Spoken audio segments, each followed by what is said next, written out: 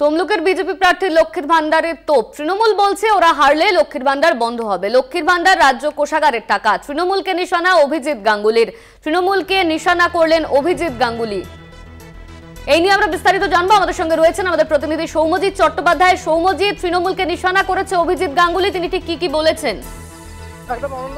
ফের কিন্তু কথা শোনা গেল প্রাক্তন বিচারপতি অভিজিৎ গাঙ্গুলির মুখে। তিনি যেদিন থেকে প্রার্থী হয়েছেন এবং তমলুকে প্রচার শুরু করেছেন, বারবার আক্রমণ করেছেন মুখ্যমন্ত্রী এবং অভিষেক ব্যানার্জিকে। নন্দীগ্রামের মঙ্গলচক প্রাথমিক বিদ্যালয়ে আজ প্রচার সারছিলেন এবং জনসংযোগ মুখে সেখান থেকে কিন্তু মমতা এবং অভিষেককে আক্রমণ শানান। তিনি বলেন লক্ষ্মীর ভান্ডার কি মমতা এবং অভিষেকের বাপের টাকা, যে বন্ধ করে দেবে, এবং এই নিয়ে কিন্তু এখন শুরু হয়েছে রাজনৈতিক অনন্য। ধন্যবাদ তোমায় সৌম্যজিৎ। আমাদের সঙ্গে ছিলেন আমাদের প্রতিনিধি সৌম্যজিৎ চট্টোপাধ্যায়। তমলুকের বিজেপি প্রার্থী অভিজিৎ গাঙ্গুলি তিনি ঠিক কি বলেছেন শোনাবো আপনাদের। তারা বলছে যে মমতা ব্যানার্জি যদি না যেতে পারে, মমতার দল যদি হেরে যায়, তাহলে লক্ষ্মীর ভান্ডারটা কি বন্ধ হয়ে যাবে।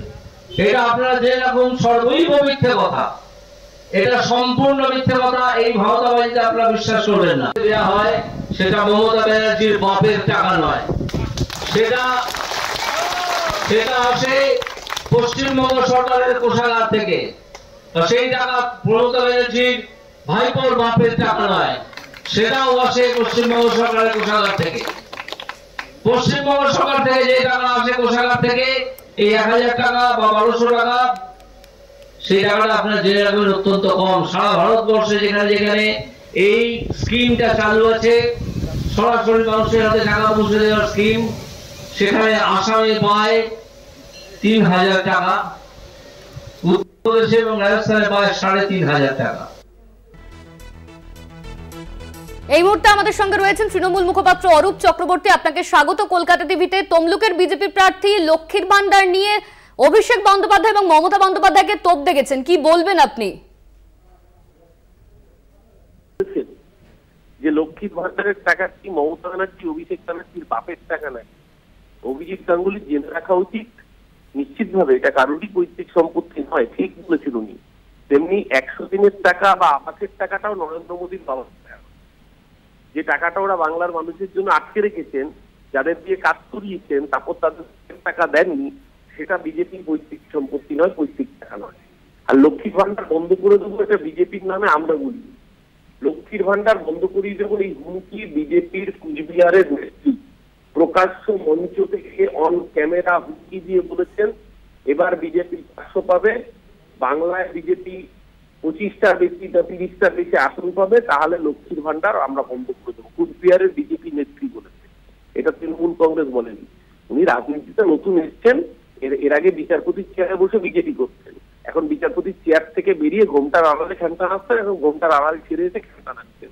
খেমটাটা ভালো করে নাচতে বলুন, 4 তারিখ তমলুকের মানুষ ওনাকে খেমটা নাচবে। ধন্যবাদ আপনাকে। আমাদের সঙ্গে ছিলেন তৃণমূল মুখপাত্র অরূপ চক্রবর্তী। আরো একবার শোনাবো আপনাদের অভিজিৎ গাঙ্গুলি তিনি ঠিক কি বলেছেন। বলছে যে মমতা ব্যানার্জি যদি না যেতে পারে, মমতার দল যদি হেরে যায়, তাহলে লক্ষ্মীর ভান্ডারটা কি বন্ধ হয়ে যাবে।